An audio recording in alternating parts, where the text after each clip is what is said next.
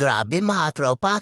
Tingnan niyo naman tong dilata. Ginto yung presyo. Reklamador. Nasa 60 pesos din. Dalawa nga lang pala yung kinuha ko. At syempre, ma-experience man lang tayo ng baka. Argentina. 4,500 won. Nasa 180 pesos. Umpisa na nga ng bakasyon sa company namin mga katropa. Dahil walang pasok, syempre, hindi libre yung pagkain. Ngayong araw nga pala mga katropa ay mag-grocery ako. Ibibili ko yung 50,000 na binigay ni Amo nung nakaraan. Ganito dito sa South Korea mga katropa. Karamihan sa mga company pag walang pasok ay wala din libreng pagkain. Ops, hindi yan yung sasakyan natin ha.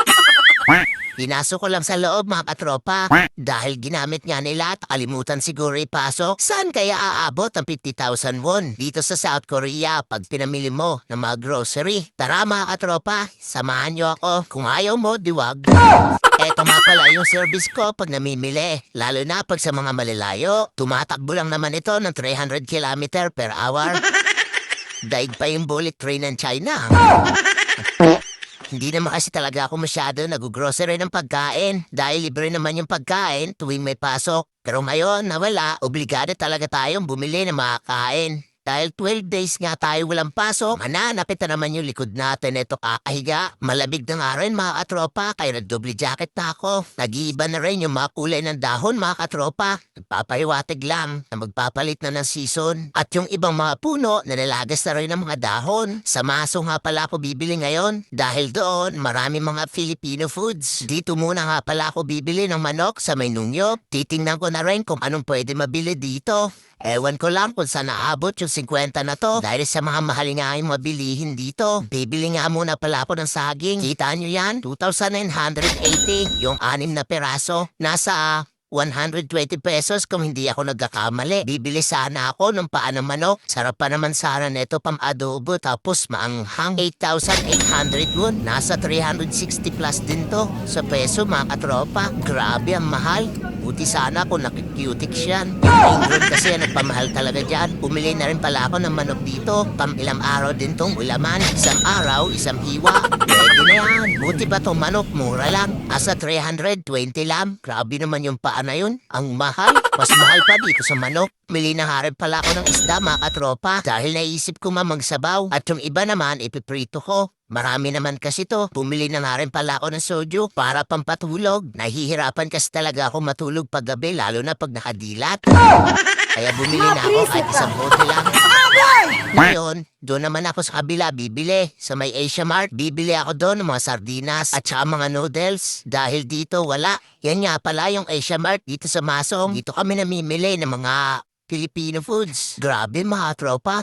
Tingnan niyo naman tong dilata. Ginto yung presyo. Reklamador. Nasa 60 pesos din. Dalawa nga lang pala yung kinuha ko. At syempre, ma-experience man lang tayo ng baka. Argentina. 4,500 won. Nasa 180 pesos. Bumili na nga rin pala ako ng Presto. Yung paborito ko. At syempre, yung suka, pang-adobo. May toyo na nga pala ako doon. Suka na lang kulang. Grabe. Nung nakaraan, nasa 1,000 plus lang to. Ngayon, 2,000 plus na. Ginagawa nyo. Bumili na nga rin pala ako ng pansit canton at saka lapime. Hindi ko na tinignan yung price. Sasaktan lang ako. Tama nga yung sabi nila. Once na malaki yung sahod ng isang bansa, sigurado. Malaki din yung presyo ng mga bilihin. Halata naman, di ba? Kitang-kita. Hindi na nga rin pala ako bumili ng magic sarap dahil alam ko sa sarili ko, masarap talaga ako magluto kahit walang magic sarap. Naalala ko, wala pala akong toothpaste doon. Pero nung nakita kong price, ay, may asin pa pala ako doon.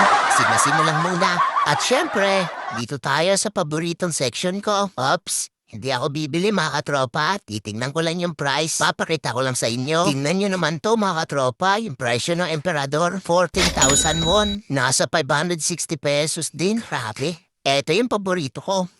Pag nakikita ko to, naaalala ko yung ex ko. Iniwan niya ako. Ito yung inubos ko. Nagsaya talaga ako.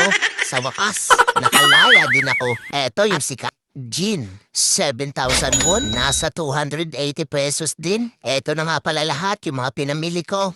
Nakakatuwa talaga yung mga presyo. Kaya pag mamimili ka talaga dito sa South Korea, huwag mo na isipin yung presyo, huwag mo na i-convert, masasaktan ka lang.